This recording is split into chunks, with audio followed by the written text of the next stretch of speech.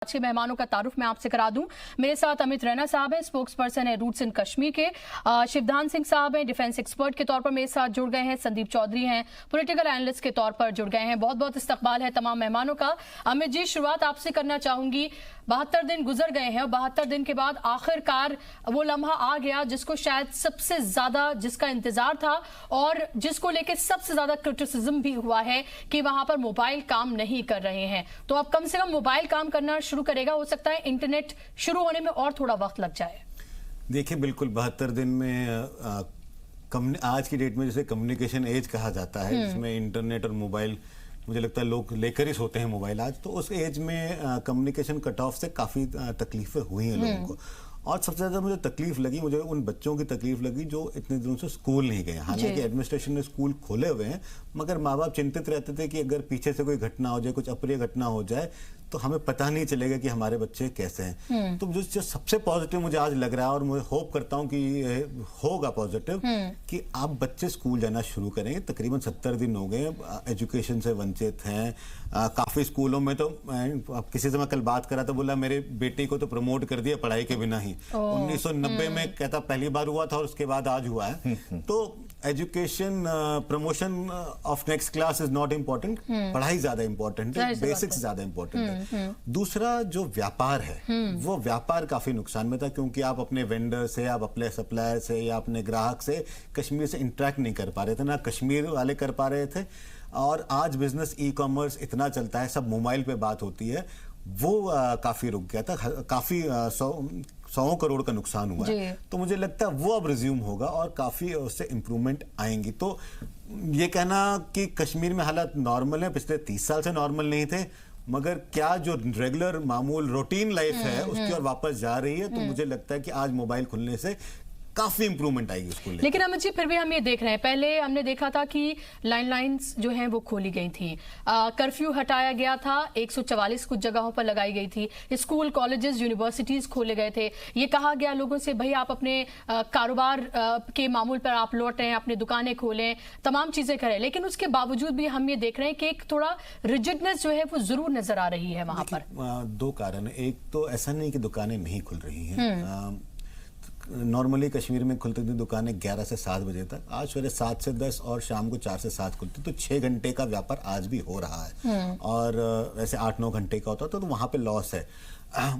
मगर जो ये नॉर्म देखिए, आप अगर आप एक एक्सपोर्ट स्टेट हैं जिसमें आपका हॉर्टिकल्चर है, फ्रूट सीजन चल रहा है, आपको जो आपका मैक्सिमम एक्सपोर्ट जा रहा है विद इन इंडिया, जो आप बाकी प्रदेशों में भेज रहे हैं, उसको लेकर जो कट ऑफ हुआ है, हालांकि सरकार ने काफी प्रयास किया है पिक करने का नेफेड के थ्रू, फिर भी जो आपके रेगुलर बायर्स हैं, जो रेगुलर क्लाइंट्स हैं आपके उनके साथ कांटेक्ट नहीं हो रहे, तो वहां पे वो लॉस हुआ है। दूसरा, मैं जहां तक कह रहा था कि एक sense of safety, sense of security, sense of confidence नहीं आती कि अगर मैं बाहर निकलूं कुछ हो जाए तो मैं किसी को कैसे बताऊं कि क्या हुआ है। तो वो आज काफी हद तक एड्रेस हो जाएगा। क्या आपको लग रहा है कि इंटरनेट सर्विसेज रिज्यूम होने में और थोड़ा वक्त लगेगा? क्योंकि लगातार हमने देखा, चाहे हम अजीत डोभाल को सुने या अमित शाह को हम सुने, उनका ये कहना था कि इंटरनेट के जरिए ही सबसे ज्यादा प्रोपेगेंडा जो है वो चलाया जाता है, फेक न्यूज़ जो है वो सर्कुलेट की जाती हैं। तो क्या आपको लग रहा है कि इंटरनेट खुलने में थोड़ा वक्त लगेगा? क्योंकि पोस्ट पेड सर्विसेज रिज्यूम हुई है, ये नहीं कहा गया कि इंटरनेट चलेगा। देखिए, पहले तो इंटरनेट से पहले मुझे लगता है कि जो नेक्स्ट स्टेप होगा वो प्रीपेड सर्विसेज को रिज्यूम करना होगा। जम्मू में जब अगस्त के महीने में ही इंटरनेट सर्विसेज, मोबाइल इंटरनेट शुरू कर दिया गया था कुछ ही दिनों बाद, मगर उसको लेकर कुछ ऐसी घटनाएं हुई कि उनको बंद करना पड़ा। उस मामले में कश्मीर घाटी ज्यादा सेंसिटिव है, ज्यादा वायलेंस प्रोन है।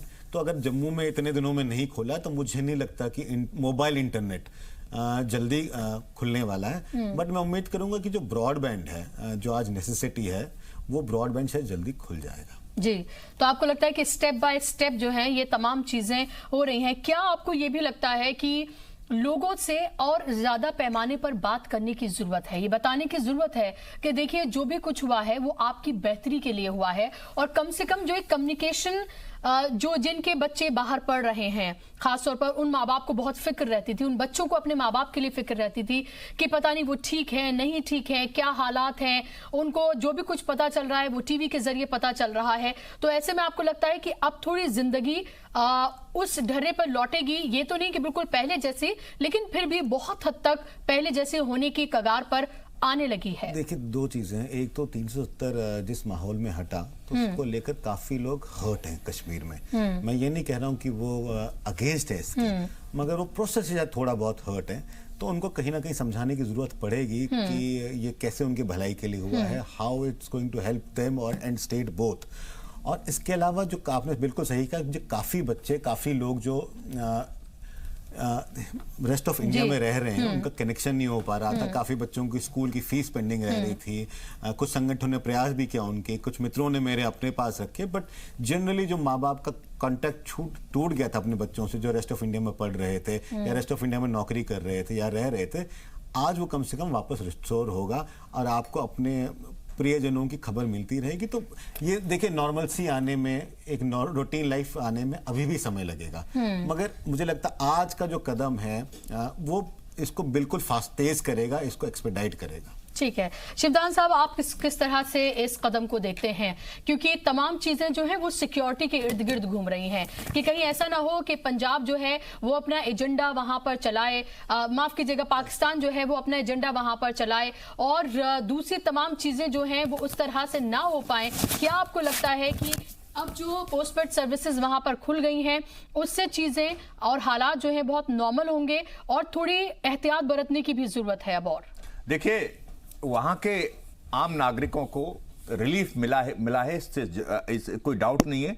ये जो पोस्ट पेड सर्विसेज शुरू की गई हैं, मगर जो वहां पर इंटरनेट सर्विसेज अभी भी रोकी हुई हैं, उसके पीछे सबसे बड़ा रीजन है कि जो सोशल मीडिया जो है वो पूरा इंटरनेट पे चलता है। आपको याद होगा, जब भी इनकाउंटर्स होते थे आतंकवादियों के साथ, तो सोशल मीडिया के द्वारा उनके जो पाकिस्तान के एजेंट इंडिया में बैठे हुए थे या पाकिस्तान के बैठे हुए आईएसआई के लोग स्टोन पेल्टर्स को, पत्थरबाजों को वहां पर इनकाउंटर साइट पर भेजते थे, सोशल मीडिया पर मैसेज दे करके, और इस तरह से सोशल मीडिया का मिसयूज किया जा रहा था। जितनी भी अफवाहें फैलती थी या अपना जो साइकोलॉजिकल प्रोपेगेंडा पाकिस्तान चलाना चाहता था, सारा का सारा सोशल मीडिया से चल रहा था। इसलिए इंटरनेट सर्विसेज को रोकना हमारे कश्मीर के हित में भी है और देश के लिए भी हित में है। तो इंटरनेट की सर्विसेज को अभी मुझे लगता है टाइम और लगेगा थोड़ा, क्योंकि जब तक इन एलिमेंट्स का पूरी तरह से सफाया नहीं हो जाएगा, जो पाकिस्तान के सपोर्टर्स हैं या जो शैडो एलिमेंट्स वहां पर अभी रह गए हैं, क्योंकि ये एलिमेंट्स सोशल मीडिया का दोबारा से मिसयूज करेंगे। तो बट सर्टेनली चीजें नॉर्मलाइज हो रही हैं वहां पर, और वहां के लोगों को भी पेशेंस थोड़ा सा दिखाने की जरूरत है कि जो 70 साल से जो बुराई चली आ रही 370 के रूप में या 35A के रूप में, उसे हटाया गया है। तो कम से कम थोड़ा घना टाइम इसको स्टेबलाइज करने में लगेगा। और उनको यह याद रखना चाहिए, पाकिस्तान जैसा दुश्मन जिसने अपने देश को बर्बाद कर लिया है, वो दुश्मन हमारे कश्मीर को भी उसी हालात में लाने की कोशिश कर रहा है जिस हालात में वो खुद आ चुका है। तो इसलिए खुद कश्मीरियों के हित में है कि जो हमारी सरकार के साथ सहयोग करें, और जो भी उनको असुविधाएं हो रही हैं इंटरनेट सर्विसेज ना मिलने के कारण और प्रीपेड सर्विसेज ना मिलने के कारण, उसके लिए थोड़ा सा ये सोचें कि किस लिए ये नहीं मिल रही हैं। जी संदीप जी, लगातार चीजें जो है वहां पर बदल रही हैं, उन लोगों को भी जवाब देने की कोशिश की जा रही है हुकूमत की तरफ से, जो लगातार इस फैसले को लेकर क्रिटिसाइज कर रहे थे, सवाल उठा रहे थे और अभी भी कर रहे हैं। जो चीजें इतने सालों से चली आ रही थी, जाहिर सी बात है एकदम से ये फैसला लिया गया है तो चीजें नॉर्मलाइज होने में भी वक्त लगेगा। हमने पहले देखा कि कर्फ्यू हटाया गया, लैंडलाइन सर्विसेज खोली गई, फिर उसके बाद वहां पर स्कूल, कॉलेजेस, यूनिवर्सिटीज खोली गई, और अब जो मोबाइल सर्विसेज हैं उनको भी खोल दिया गया है। तो ये कहा जा सकता है कि 72 दिन जरूर लगे हैं, लेकिन धीरे धीरे चीजें जो हैं वो वहां पर नॉर्मल हो रही हैं, और कुछ दिन और हो सकता है लग जाएं और चीजें पहले जैसे और पहले से बेहतर हो जाएं वहां। बिल्कुल बुसरा जी, देखिए टाइम लगता है और आपको मालूम है पहले से भी कश्मीर में कोई शांति तो नहीं थी। शांति बनाने का एक प्रयास है, धारा 370 और 35 से हटाया गया है। वो भी एक कलंक की तरह था जम्मू कश्मीर पे और हिंदुस्तान के ऊपर, जिसको हटाना बहुत जरूरी था और सरकार ने उसको जरूरी समझा और हटाया। लेकिन मैं ऐसे में एक बात जरूर कहना चाहूंगा, शांति भी बनेगी, शांति बनाने में टाइम लगता है, लेकिन जिस तरीके से अपने ही देश के लोग कुछ उसके खिलाफ जाके बात करते हैं, दुश्मन की भाषा में, पाकिस्तान की भाषा में बात करते हैं, तो उनके लिए एक शायर ने बहुत अच्छा कहा है, अगर अपने ही शामिल हो जाएं दुश्मन की चाल में तो शेर भी फंस सकता है कुत्तों के जाल में। तो सबसे ज्यादा जरूरी चीज है हम सबको इकट्ठा होना चाहिए, राजनीति छोड़ के सभी राजनीतिक पार्टियों को एक लाइन में, एक स्वर में इस चीज को शांति के लिए काम करना चाहिए। इसमें भेदभाव नहीं होना चाहिए। राजनीति करने के लिए राजनीतिक पॉइंट और बहुत सारे हैं, लेकिन कश्मीर हमारी एक भावना से जुड़ा हुआ मुद्दा है, हमारे देश का अखंड भाग है, जिसको धरती पे स्वर्ग के रूप में हम लोग देखते हैं, घूमने जाते हैं, गर्व महसूस करते हैं कश्मीर के साथ जुड़ करके। तो वहां पे शांति होनी चाहिए, वहां पे रहने वाले लोगों को प्रॉब्लम नहीं होनी चाहिए। वो भी हमारे भाई हैं, हमारी बहनें हैं, उनका दुख हमारा दुख है। लेकिन स्थिति ऐसी है, आपने देखा हिंदुस्तान के दूसरे भागों में भी कई बार कर्फ्यू लगते हैं, एक एक महीने भी कर्फ्यू रहते हैं, बहुत सारी चीजें होती है, फायरिंग होती है। आपने कुछ टाइम पहले हरियाणा में देखा होगा, एक आंदोलन हुआ, फायरिंग हुई, 30 से ज्यादा लोग मारे गए। लेकिन सरकार का काम है, सरकार शांति बनाए। टाइम लगता है, टाइम लगेगा, कोई बात नहीं है। प्रधानमंत्री ने बोला भी है करीब 4 महीने लगेंगे, वहां पे स्थिति बिल्कुल नॉर्मल हो जाएगी, अच्छी बात है। लेकिन सबका ध्यान रखना है, वहां पे मेडिकल फैसिलिटी प्रॉपर होनी चाहिए, वहां पे शिक्षा की इंतजाम होने चाहिए और लोगों को सुविधा मिलनी चाहिए। जिस तरीके से अभी फोन स्टार्ट किए हैं, पोस्टपेड प्रीपेड स्टार्ट होने चाहिए। जब लगे सरकार को कि अभी प्रॉब्लम नहीं है, इंटरनेट भी स्टार्ट होना, सब चीजें धीरे धीरे धीरे करके वहां पे प्रोवाइड कराई जानी चाहिए। और सिक्योरिटी सबसे इंपॉर्टेंट चीज है, चाहे वो हिंदू है, मुस्लिम है, सब हमारे भाई बहन है, सबको सुरक्षा चाहिए। जी शिवदान साहब, लेकिन जो इतने बड़े पैमाने पर जो कारोबार का नुकसान हुआ है, जाहिर सी बात है इतने दिनों कारोबार नहीं हुआ है, खासतौर पर मोबाइल सर्विसेज नहीं थी तो कांटेक्ट भी नहीं हो पा रहा था। जो कश्मीर से बाहर जो बड़े पैमाने पर हॉर्टिकल्चर का जो कारोबार होता है, जिस पर सबसे ज्यादा जो इकोनॉमी है वो कश्मीर की वो डिपेंडेंट है, हॉर्टिकल्चर है, कालीन का कारोबार है, या फिर वहां पर टूरिज्म है, वो तमाम चीजें एक तरह से बंद थी। तो आपको लगता है कि एक स्पेशल पैकेज और दिया जाना चाहिए कश्मीर को? मैं पूरी तरह से आपसे एग्री करता हूं कि कारोबार का नुकसान हुआ है, मगर एक बात आप ध्यान रखें कि जो वहां पर सेबों को तोड़ा जाता है वो सितंबर महीने में शुरू होता है तोड़ना, और सितंबर एंड में शुरू होता है पूरी तरह से, और अब पूरा का पूरा जो कारोबार ऑलरेडी खुल गया है। तो नुकसान हुआ है, मगर उस लेवल का नहीं हुआ जिस लेवल पे यदि यही काम अक्टूबर में किया जाता तो वहां पर बहुत ज्यादा नुकसान हो सकता था। मगर यह काम हो सकता है सरकार की प्लानिंग से इस तरह रही हो कि ना तो उनका कारोबार इफेक्ट होगा, और बरसात के सीजन में टूरिस्ट भी श्रीनगर कम जाते हैं कश्मीर के अंदर। सारे के सारे टूरिस्ट जून तक अपना पैकेज पूरा करके वापस आ जाते हैं, और ये मौसम बड़ा लीन मौसम था वहां के हिसाब से। मैंने खुद वहां पर देखा सेवा काल के अपने दौरान में कि वहां पर जुलाई से लेकर के सितंबर तक टूरिस्ट कम होता है, और वहां पर इन बागान में जो सेबों के बागान हैं इनमें ज्यादा एक्टिविटी नहीं होती, क्योंकि बागों की जो सेबों की तोड़ाई है वो सितंबर के महीने में शुरू होती है। हालांकि नुकसान है, मैं मानता हूं, टूरिस्ट भी उस सीजन में थोड़े कम जाते हैं, मगर हां मैं इस बात को भी एग्री करता हूं कि उनको स्पेशल पैकेज दिया जाना चाहिए।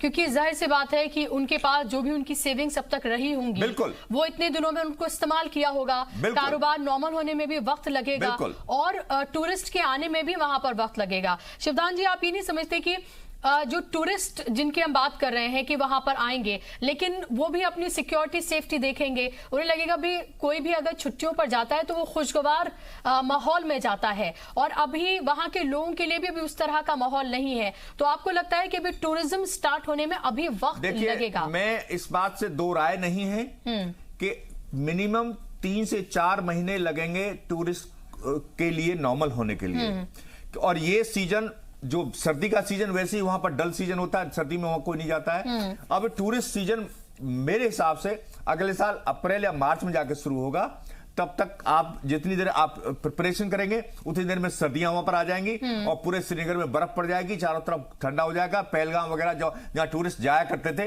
वो पूरा का पूरा बर्फ से ढक जाएगा, तो टूरिस्ट का तो वैसे ही जाना बंद हो जाएगा। ठीक है, तो ये होने में, नॉर्मलाइज होने में मुझे नहीं लगता कि मार्च से पहले वहां पर टूरिस्ट का सीजन आ पाएगा। जी संदीप जी, और एक तरह से हम ये कहें कि पाकिस्तान को भी एक करारा जवाब है जिस तरह से पोस्टपेड सर्विसेज वहां शुरू की गई हैं और 40 लाख लोगों को इसका फायदा होगा और जल्द हमें लग रहा है कि जिस तरह से धीरे धीरे चीजें हो रही है प्रीपेड सर्विसेज भी जल्द शुरू होंगी।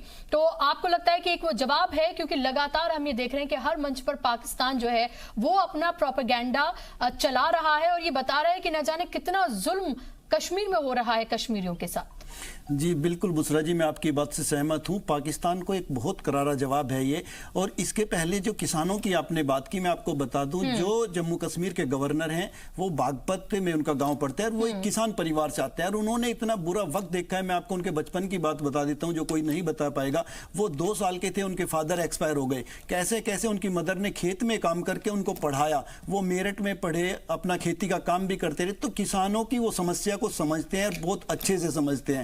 तो मुझे नहीं लगता वो किसी को वहां पे प्रॉब्लम होने देंगे। और बीच में उनका एक स्टेटमेंट आया था कि मैंने अपना डायरेक्ट मोबाइल नंबर सबको दिया हुआ है, ऑनलाइन भी आपको मिल जाएगा उनकी वेबसाइट पे, कोई कभी भी उनको मैसेज कर सकता है, कभी भी कॉल कर सकता है। तो वो हर दर्द बांटने को हर समय तैयार हैं। लेकिन आज जो पाकिस्तान की बात आती है, आपने देखा होगा अभी चीन के राष्ट्रपति इंडिया में आए तो मोदी जी के साथ में खड़े होकर उन्होंने जिक्र नहीं किया कश्मीर मुद्दे का, जो पाकिस्तान चाहता था और पाकिस्तान अपना दोस्त भी बताता था, चाइना के मुंह से कहलवाना चाहता था। पहले से पहली बात तो एक गैर रस्मी मीटिंग थी और इसका कोई एजेंडा तय नहीं था और ये पहले से तय कर दिया था, वहीं से तय कर दिया गया था कि कश्मीर और पाकिस्तान को लेकर कोई बात नहीं होगी, इसीलिए इसको लेकर कोई बात नहीं की गई। हालांकि यहां इंडिया आने से पहले चीन का जो एक पूरा रवैया था कश्मीर को लेकर, वो हमने जरूर उसमें एक बदलाव देखा और बहुत ज्यादा हम ये कहें कि हम चीन पे यकीन कर सकते हैं तो वो भी थोड़ा सा बिल्कुल मैं आपको बताऊं बुसरा जी, हम चाइना पे यकीन नहीं कर सकते। और मैंने पाकिस्तान की मीडिया में भी मैं देखता हूं, सुनता हूं, पाकिस्तान के जो लोग हैं, जो शहरी हैं,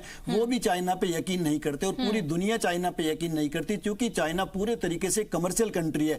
उसको किसी से कोई लेना देना नहीं है, उसको केवल अपना बिजनेस चाहिए। बिजनेस करने के लिए वो किसी से संपर्क बनाता है, या तो वो आपके बॉर्डर पे चाइना में पाकिस्तान की डिबेट सुन रहा था, उन्होंने बोला कि चाइना हमारा कभी भी दोस्त नहीं था, अगर हमारा दोस्त होता तो हमें गुर्बत से बाहर निकाल लेता चाइना। उसने अपने आप को भी गुर्बत से बाहर निकाला है। उसका नजर केवल पाकिस्तान की जमीन पर है, उसको इस्तेमाल करने पर है। उसकी जो नजर है वो तिब्बत वाला जो एरिया पाकिस्तान के साथ लगता है उसको कब्जाने पे रहती है।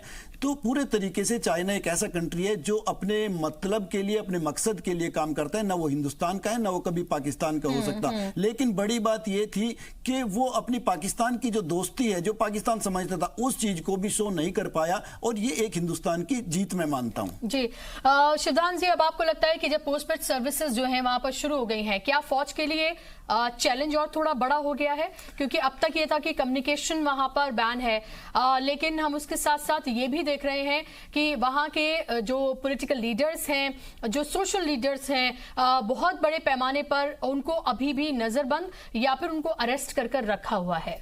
देखिए, जो सर्विसेज शुरू हुई हैं सर्टेनली आर्मी के लिए चैलेंज है, क्योंकि कारण यह है कि जितनी भी ये ऑर्गेनाइज करते हैं अपनी एक्टिविटीज को, जितने भी एंटी सोशल एलिमेंट्स हैं या जो जितने भी ये स्टैंड जो पत्थरबाजों को इकट्ठा करते हैं या और कोई हरकतें करते हैं, जुलूस निकालते हैं, ये सारे के सारे मोबाइल सर्विसेज के द्वारा किए जाते हैं या और कम्युनिकेशन के द्वारा किए जाते हैं। मगर पोस्टपेड का सबसे बड़ा ये जो एडवांटेज ये है हमारे फेवर में कि पोस्टपेड को मिसयूज करने से पहले 6 बार सोचता है आदमी, क्योंकि उसके नाम बिल है, उसको रजिस्टर्ड प्रॉपर है वो। और प्रीपेड में कोई भी आदमी, चीजें जो है वो रडार पर है सब। यस सो हालांकि चैलेंज है, मगर उतना बड़ा चैलेंज जितना प्रीपेड से या इंटरनेट सर्विसेज के खुले होने से होना था। क्योंकि इंटरनेट सर्विसेज के खुले होने से आपका व्हाट्सएप, आपका फेसबुक और जितने भी और सोशल मीडियाज हैं वो सब एक्टिवेट हो जाएंगे और उस पर मैसेज को वायरल करना एक बहुत आसान काम है। उससे ये लोग जितने भी ऑर्गेनाइज करते थे एजिटेशंस और वायलेंस, ये सारे के सारे उस सोशल मीडिया से होता था। तो मैं यही कहूंगा कि सोशल मीडिया को जब तक हो सके सोशल मीडिया को वहां पर अलाउ नहीं करना चाहिए। ठीक है, लेकिन आपको नहीं लगता कि जो पॉलिटिकल लीडर्स हैं कम से कम अब उनकी धीरे धीरे करके उनकी रिहाई होनी चाहिए? देखिए, जो पॉलिटिकल लीडर्स जिनको आप कह रही हैं, वो पॉलिटिकल लीडर्स के जो उनके थॉट्स आप देखेंगे, पास्ट में जो उन्होंने थॉट्स दिखाए हैं, उनके थॉट्स इस तरह के नहीं थे कि हम भारतीय हैं या हमें कश्मीर का भारत का एक अभिन्न अंग है।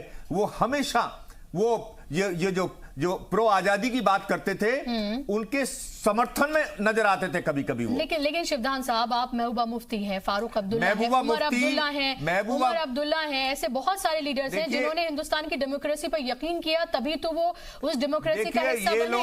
और तमाम जितनी भी पार्टीज हैं जो कश्मीर से अलग, जितनी भी नेशनल पार्टीज हैं, सबने उनके साथ मिलकर हुकूमत बनाई है। देखिए, मैं मानता हूं अपॉर्चुनिटी ग्रैब की है। इवन बीजेपी ने भी महबूबा मुफ्ती के साथ में जाके सरकार चलाई है। मैं जानता हूं, मगर आपको याद होगा जैसे ही इलेक्शन जीती है महबूबा मुफ्ती, उनके फादर ने उनको कश्मीर को, सॉरी पाकिस्तानियों को और उनको धन्यवाद किया कि आपने हमें इलेक्शन जिताया।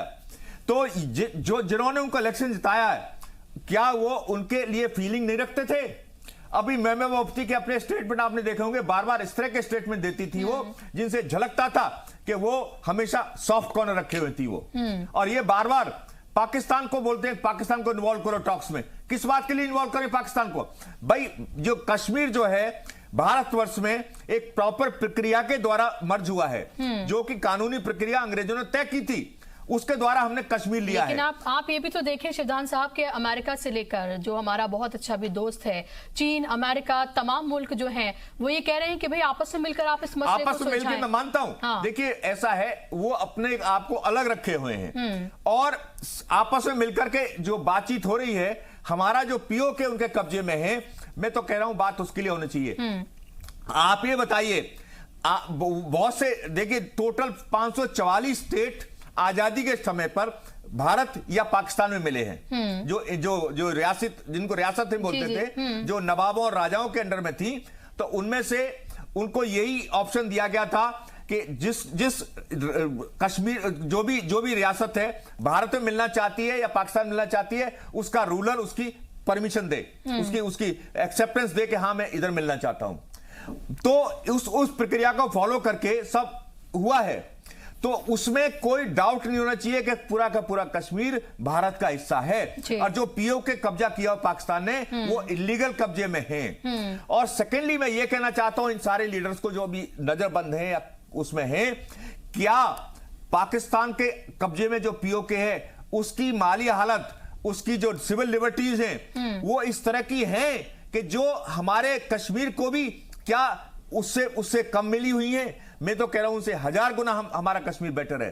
तो इनकी जो बातें हैं, उनको जो नजरबंद में हैं, उनको वाकई वो डिजर्व करते हैं इस तरह की रेस्ट्रिक्शन लगाने के लिए। लेकिन जब संदीप चौधरी जी, जब हम ये कहते हैं कि वहां पर जिंदगी मामूल पर लौट रही है, और जब अभी ब्लॉक डेवलपमेंट काउंसिल के इलेक्शन अभी कराए जा रहे हैं, 24 तारीख को हैं, तो आप ये बताइए कि जब हम मामूल पर लौटने की बात करते हैं, तो जाहिर सी बात है वहां असेंबली इलेक्शन भी कराए जाएंगे, और जब आप असेंबली इलेक्शन वहां पर कराएंगे, तो वहां की जो एग्जिस्टिंग पार्टीज हैं उनको आप दरकिनार तो कर नहीं सकते, कोई नए लीडर्स तो आप पैदा नहीं करेंगे वहां पर।